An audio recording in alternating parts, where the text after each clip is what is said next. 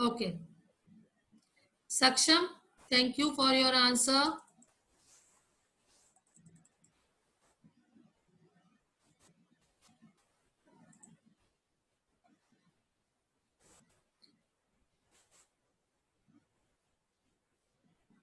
So we are using, or we are in the era of technology.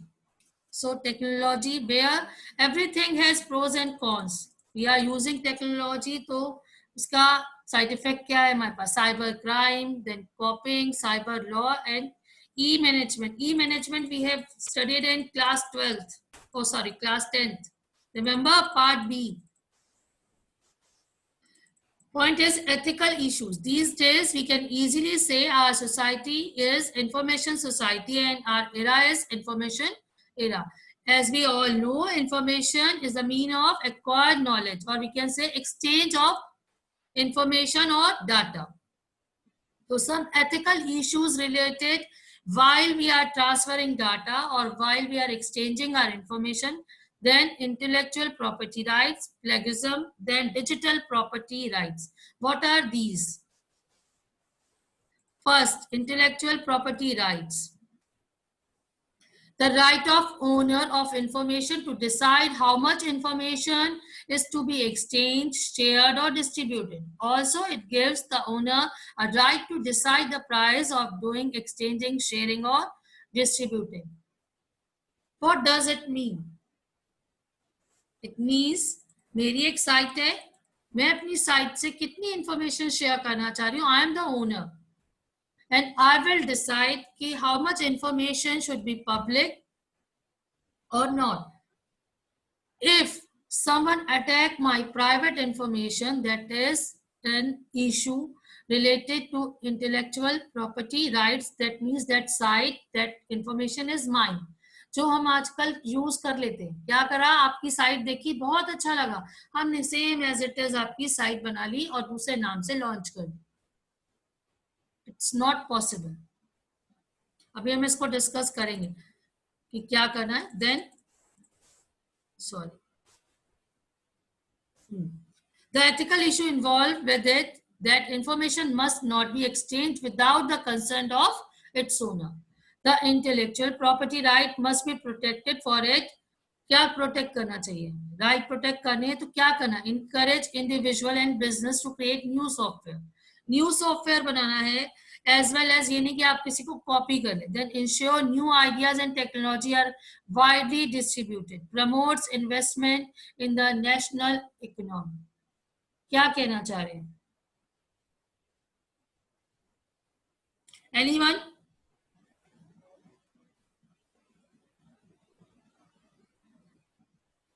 क्या समझ में आया? क्या कह रहे हैं?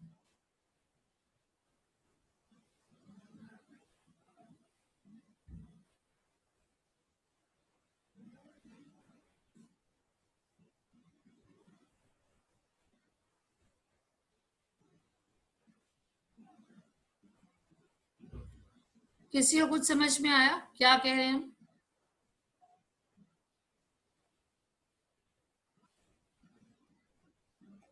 एस वी हैव डिस्कस कि क्या प्रॉब्लम होती है. हमारी साइट है, हम अपनी साइट्स, हर साइट अलग अलग है और ऑब्वियसली आजकल बिजनेस साइट से, सपोज एक एग्जांपल ले लें, ट्रैवलिंग साइट्स कितनी हो गई. पहले ट्रिवेगो थी, उस पर हम होटल बुकिंग, फ्लाइट बुकिंग कर सकते. अब आप देखो कितनी साइट्स आ गई हैं.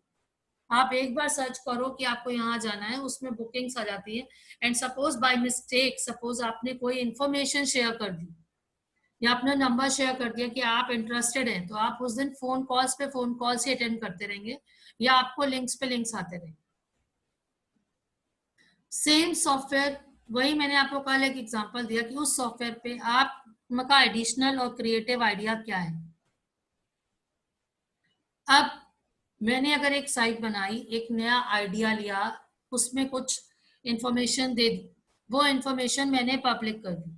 अब पब्लिक इंफॉर्मेशन जितनी आ रही है, अब मेरे साथ क्या किया, किसी ने मेरी ही साइट पे आके मेरी कुछ इंफॉर्मेशन जो पब्लिक है उसमें ऐड ऑन किया, मेरी प्राइवेट इंफॉर्मेशन, और उसे भी पब्लिक कर दिया.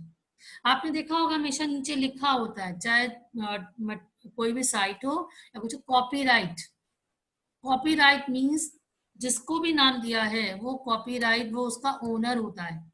सपोज कोई बुक लिखता है, वो बुक राइटर है, उसने बुक लिखी है, अब उसके कंटेंट को एज इट इज उठा के अगर मैं अपनी बुक में डाल दूंगी तो दैट इज नॉट फेयर। वो मेरे ऊपर केस कर सकता है कि मेरे इतने पार्ट को, मेरी बुक के इतने पार्ट को इसने एज इट इज उठा के अपनी बुक में ऐड ऑन कर दिया।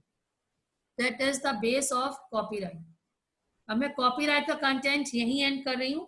We will discuss with this tomorrow.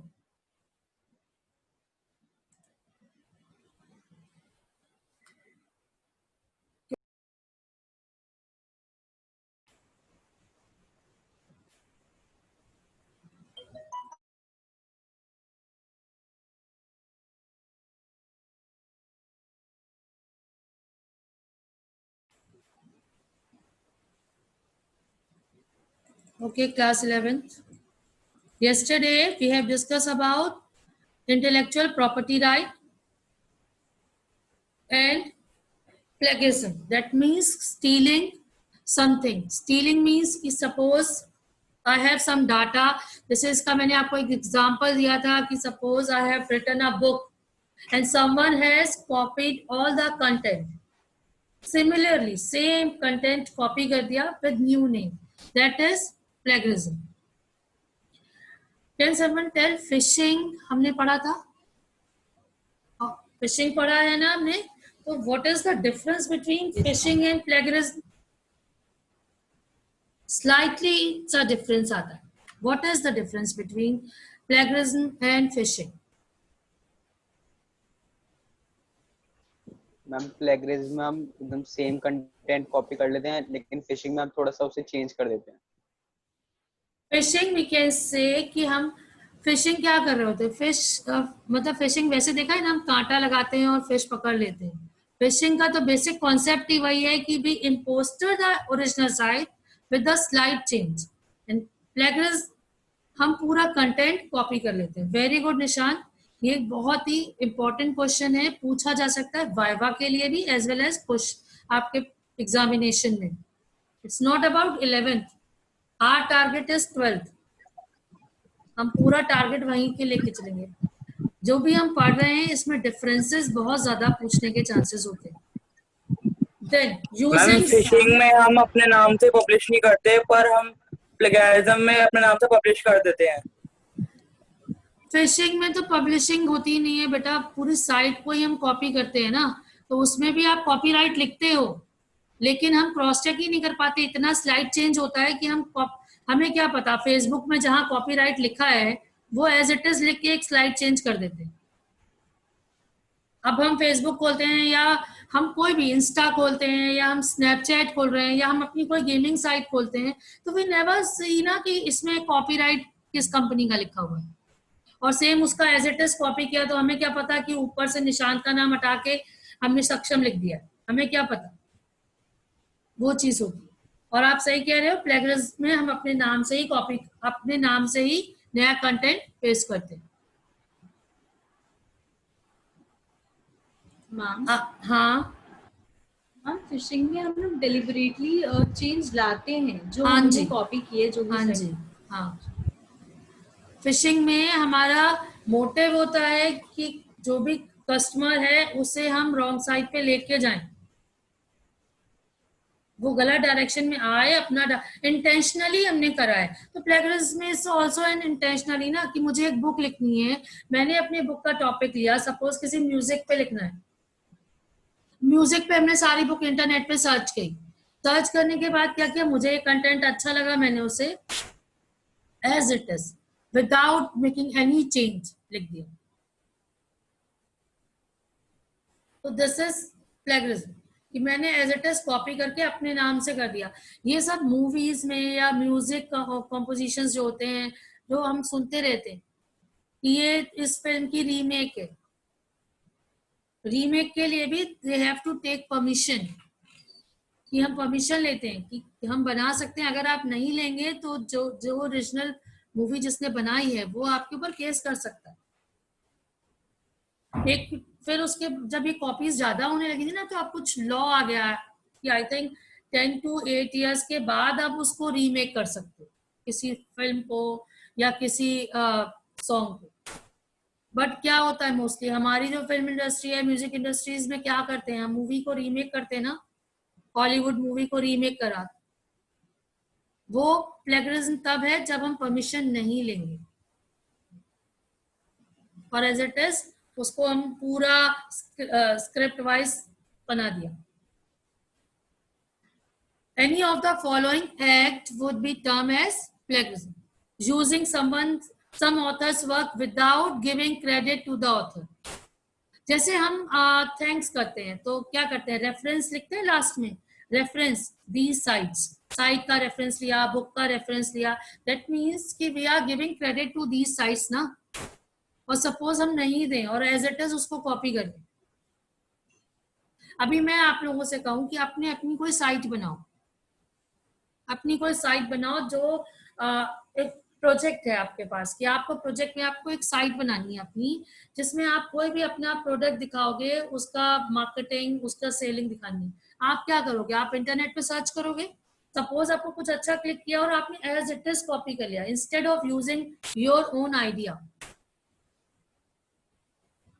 वो क्या करा आपने, कॉपी तो किया है।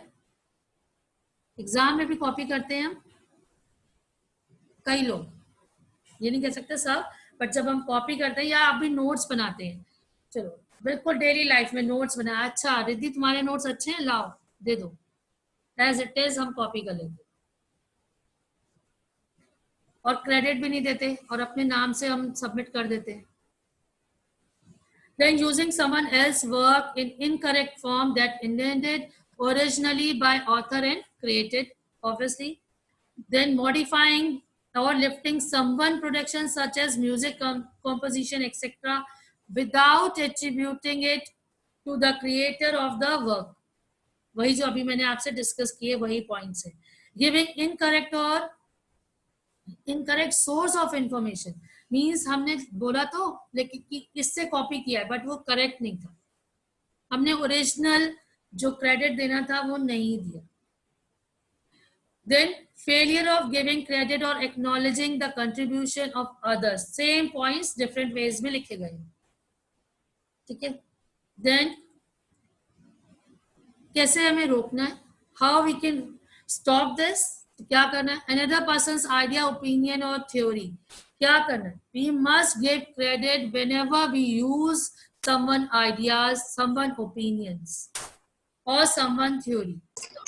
ऑब्वियसली किसी की भी हमें कोई भी पॉइंट अच्छा लग सकता है, सपोज किसी की फाइल का डेकोरेशन आपको बहुत अच्छा लगा, you can use this, but you can से ना कि आपका अच्छा है, कैन आई यूज दिस, या आपने कोई भी पॉइंट, सपोज हम बीइंग अ टीचर, मुझे सपोज लगा कि मैं आपसे पूछ रही हूँ क्या पॉइंट समझ में आया नहीं आया, आपने कहा मैम ये पॉइंट ऐसे, सपोज मुझे किसी टीचर का एक्सप्लेनेशन बहुत अच्छा लगा तो आई कैन टेक ना, I can take advice from him और हर कि आपका ये अच्छा लग रहा है, तो मैं आपको बता भी सकती हूँ यार मैंने उस क्लास में देखा था ऐसा था, that's my point.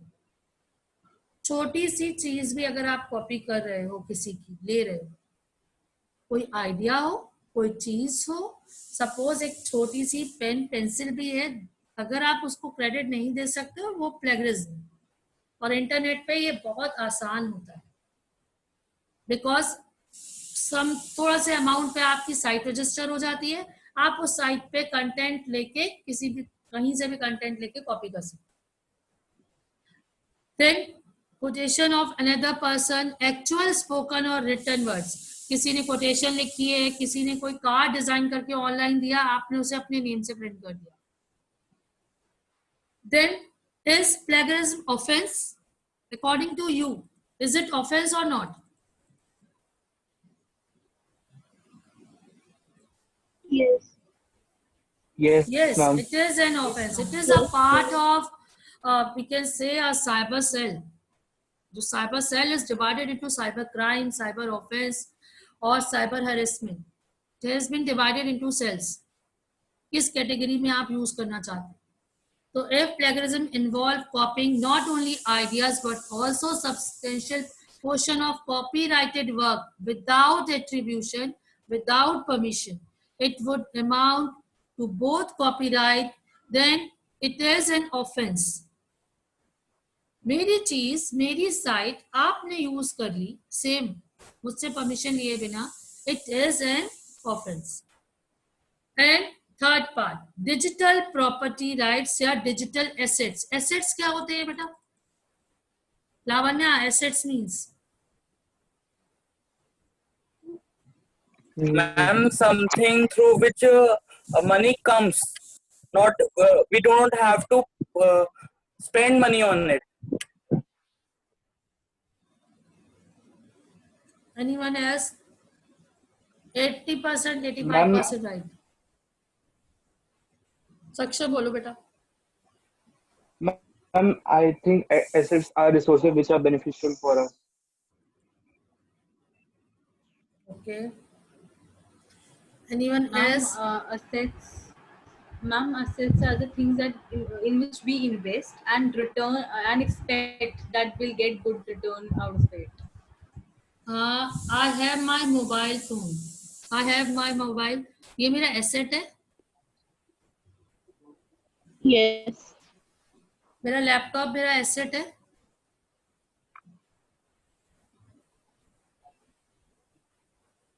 Yes or no? Ma'am, according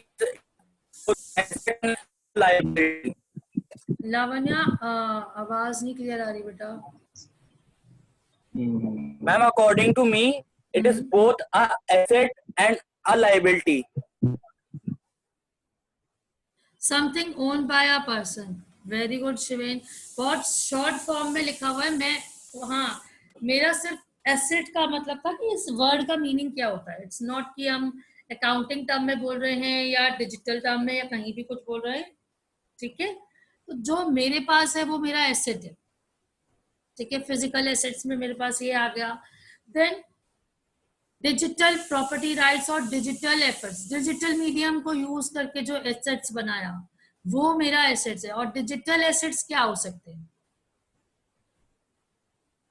digital assets क्या हो सकते हैं? डिजिटल एसेट्स हमारे अकाउंट्स हैं, हमारे blog. Suppose I am writing some blog, so my blog is my digital asset. My Facebook account is my digital asset. Am I clear? Yes or no? These are my digital assets. Suppose I am writing some page या कुछ trademark आपने बनाया या हमारी कोई online site है, that is my digital assets. अब same जो हम बात कर रहे हैं कि डिजिटल एसेट्स है तो मेरा कॉपीराइट है उसमें. अब उस कॉपीराइट पे मैं क्या काम कर रही हूँ, कितना कर रही हूँ, ये मेरे पर डिपेंड करता है. जो मैंने सपोज कोई गेम डेवलप किया, कोई कंपनी जो गेम डेवलप कर रही है उसका कॉपीराइट होता है, वो उसका डिजिटल एसेट होता है. अब लीगली जो ओनर है उसी के पास सारा कॉपीराइट होता है, उसी को प्रॉफिट होता है. हम हर जगह सुनते हैं ये ऐप यूज करने से, ये ऐप डेवलप किया, ये कंपनी प्रॉफिट में आ गई. ये ऐप यूज हो रहा था तो प्रॉफिट हो रहा था. अभी इतने ऐप्स बंद हुए है ना. सपोज सबसे पॉपुलर ऐप हमारा जो बहुत लोग यूज करते थे, दैट इज कौन सा नाम, Talk. हाँ टिकटॉक. लोग उसमें अर्न कर रहे हैं. लोग टिकटॉक कंपनी, चाइनीज कंपनीज उसमें अमीर हो रही हैं. लाइक जो हमारा यहाँ रूमर स्प्रेड हुआ था, जूम इस वक्त आपको फ्री ट्रायल तो दिया है जूम ने. ठीक है, फ्री ट्रायल वर्जन है हमारे पास.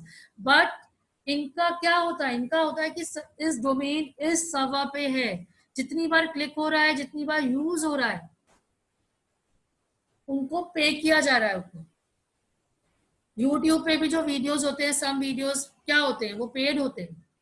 एक लेवल पे जाके आप कि अगर सपोज मेरा चैनल चल गया तो जितनी बार उसको लाइक करा जाएगा, सब्सक्राइब किया जाएगा, उसका हमें बेनिफिट होता है.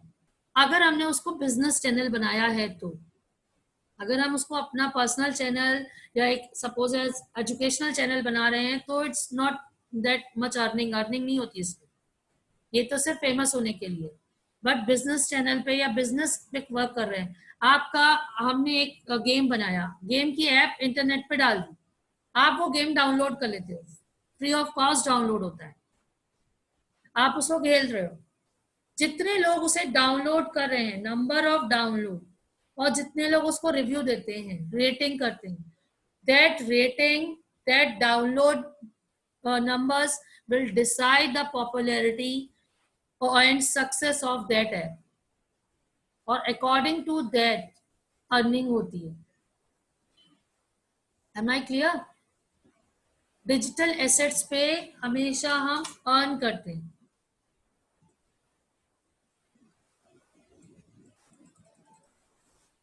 Then let us briefly talk about some common threats of digital properties. क्या क्या threats हो सकते हैं डिजिटल पे? Simple, although one need bye, obviously हम लाइसेंस लेके कर रहे हैं, लाइसेंस लेके बना रहे हैं. हैकर्स ने क्या कर रहे थे, हैकर्स ने उनको कॉपी कर लिया, लाइसेंस के बिना उसे यूज कर लिया, जो हम भी करते हैं. हमारे एक फ्रेंड ने लाइसेंस वर्जन खरीदा और उसने अपने 10 फ्रेंड्स को बेच दिया. क्या किया हमने, लाइसेंस वर्जन जिसने इतना पे किया उसका, जिसने पे करके रखा, और जो कंपनी लाइसेंस वर्जन दे रही है आपने उसका भी कर दिया, जो हमें कहते हैं piracy. Remember this word, piracy होती है, ओरिजिनल की कॉपी करके दे दी हमने. और कई लोग तो जब ऑब्वियसली आईटी वर्जन में, तो they can crack the code, crack कर लेते हैं. जो गेम्स खेलते हैं they know how to crack the code. वो क्या करते हैं, गेम को आगे बढ़ाने के लिए चीट कोड यूज कर लेते हैं. उसी तरह से सॉफ्टवेयर के लाइसेंस को क्रैक करने के लिए भी कोड्स होते हैं. क्रैक करा और हमने बिना लाइसेंस के उसकी कॉपीज बना के आगे सेल आउट कर. देन सेकेंड है सेम जो हमने पढ़ा हुआ है, प्लेगरिज्म, स्टीलिंग.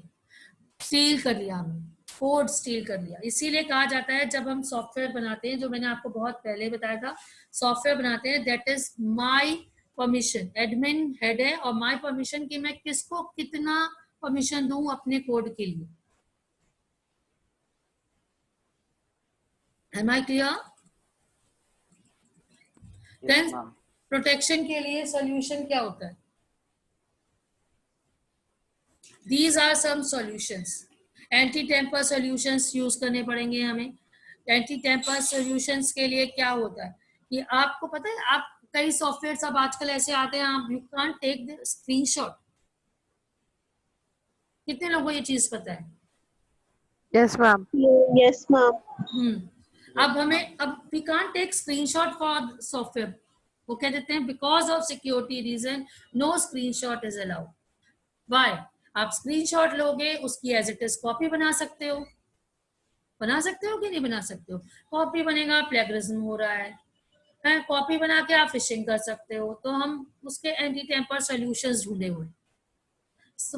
स्पेसिफिकली जो हमारे गेमिंग ऐप होते हैं, जो हमारे फ्री सॉफ्टवेयर्स होते हैं, या जिस ऐसे सॉफ्टवेयर्स होते हैं जो डेली यूज में आ रहे हैं, या एंटीवायरस. एंटीवायरस पेड होता है. हम क्या करते हैं, ट्रायल वर्जन 10 दिन लगाया, हो गया, फिर ट्रायल वर्जन डाउनलोड कर लेंगे. पेड लगाया ही नहीं. देन लीगल क्लॉज लगाया. देन टर्म्स एंड सर्विसेज, जो मैंने आपको बताया कि लीगल क्लॉज हर जगह पे आ गए. जैसे हम अपनी रियल लाइफ में सुनते हैं कि क्लॉजेज होते हैं, ये ऑफेंस है, ऐसा नहीं है, वैसे ही साइबर में, इंटरनेट में, सब जगह ही. Then limit of sharing software code, as I have said कि मैंने अपना एक सॉफ्टवेयर बनाया है, I will decide for security reason कि किसको कितना पोर्शन ऑफ कोड देना है. अगर उसमें स्टीलिंग हो रही है या फिशिंग होती है या प्लेगरिज्म होता है, तो पर्टिकुलर एक पार्ट पे हो पाएगा, not whole software. Then some terms are there जो आप हर जगह यूज करोगे. एक होता है फ्रीवेयर सॉफ्टवेयर, एक होता है ओपन सोर्स सॉफ्टवेयर. इनिशियली हमें लगता है कि ये दोनों सेम वर्ड्स है. इनिशियली यू कैन से कि freeware and open source software are same. No, terms है free software, open source software. Open source software means open है सबके लिए, फ्री मतलब बिल्कुल फ्री है. इतने जरा से में अगर समझ में आ जाए तो बात ही क्या है ना. चलो फिर वापस आओ. फ्री सॉफ्टवेयर में कोई भी रॉयल्टी नहीं होती कि हमने जितना भी डाउनलोड किया, जितने लोग यूज कर रहे हैं, उसमें चेंजेस कर सकते हैं, बट वो फ्री हैं, उसमें कोई भी रॉयल्टी जनरेट नहीं होगी। मतलब जिसने बनाया है उसे कुछ नहीं मिल रहा है, उसने फ्री ऑफ कॉस्ट बनाया। ओपन सोर्स में हम एक लिमिट तक एडिटिंग कर सकते हैं, उसमें चेंजेस कर सकते हैं, बट ये फ्री नहीं है। ये एक बिजनेस मॉडल के थ्रू बनाया जाएगा, या हम एक बिजनेस कॉन्सेप्ट के थ्रू बनाए गए हैं ओपन सोर्स सॉफ्टवेयर। इनका क्या होता है, जो डेवलप करता है उसको एक कुछ अमाउंट, कुछ रीपेमेंट मिलती है। Python is an open source software. Python open source था, देयरफॉर जब हमें लगा कि पाइथन एक बहुत अच्छी लैंग्वेज है, तो पाइथन में उन्होंने कहा कि ऐसी लैंग्वेज है तो वेरी गुड, हम इसमें डाटाबेस भी मैनेज कर सकते हैं, हम इसमें वेब पेज डिजाइनिंग भी कर सकते हैं। तो पाइथन लैंग्वेज के अंदर ही उन्होंने अलग अलग एक पैकेज बनाया, अलग अलग चीजें ऐड करी, एक पैकेज, और उसके अंदर एक लैंग्वेज डाटाबेस मैनेज करने के लिए, प्रोग्रामिंग के लिए, वेब पेज डिजाइनिंग के लिए। ये एक ओवरऑल पैकेज बनाया, बिकॉज ये एक ओपन सोर्स था। ओपन सोर्स, मैंने एक ओपन सोर्स डेवलप किया और मैंने आपको दिया, तो उसमें सपोज करण ने अपना एक कॉन्सेप्ट लगा के पाइथन को बेस बना के अपना एक सॉफ्टवेयर बनाया, वो भी इसमें ऐड कर दिया। ठीक है, शिवेन ने अपना एक बनाया, वो ऐड कर दिया, अक्षता ने एक बनाया, वो ऐड कर दिया। That is the use of open source software. But जब अक्षता, शिवेन ने बनाया, इन लोगों और करण ने बनाया और ये चल गया, तो इनको डेवलपमेंट का कुछ अमाउंट मिलेगा, रॉयल्टी इनके पास आएगी जैसे जैसे ये फेमस होगा, जैसे जैसे ये यूज होगा। बट अगर मैंने एक सॉफ्टवेयर बनाया और वो कर दिया कि फ्री है, सब कोई डाउनलोड करो, इस पे काम करो, बट कोई रॉयल्टी उसमें मैं नहीं लूंगी ना, उसमें एक लेवल पे जाके पैकेज बना सकते हैं, वो होता है हमारा फ्री सॉफ्टवेयर। हमेशा सीबीएसई ने बोला, पहले माइक्रोसॉफ्ट ऑफिस यूज करते थे हम। सीबीएसई ने बोला Microsoft Office is a licence version, that means every school has to pay some amount, और हर सिस्टम पे लाइसेंस वर्जन डालना बहुत ज्यादा कॉस्टली है, इसलिए सीबीएसई ने ओपन सोर्स सॉफ्टवेयर यूज किया। दे से कि ओपन ऑफिस यूज करो, और उसके कॉन्सेप्ट यूज करके ओपन सोर्स सॉफ्टवेयर पे अब फुल 100% हम ओपन सोर्स सॉफ्टवेयर पे शिफ्ट हो गए। जैसे वर्ड होता है वैसे राइटर होता है, जैसे एक्सेल होता है वैसे ही वहां पे भी कैलकुलेटर होता है, अलग अलग चीजें ले ली गई। डिजिटल प्रेजेंटेशन, पावर पॉइंट, नाम अलग रखा, कॉन्सेप्ट अलग रखा, concept will be same, name is अलग, डिजाइन डिफरेंट कर दिया। कमांड्स को एग्जीक्यूट करने का तरीका सेम है, बट कमांड नेम डिफरेंट कर दिया। That is the basic concept of open source software. Am I clear? Yes,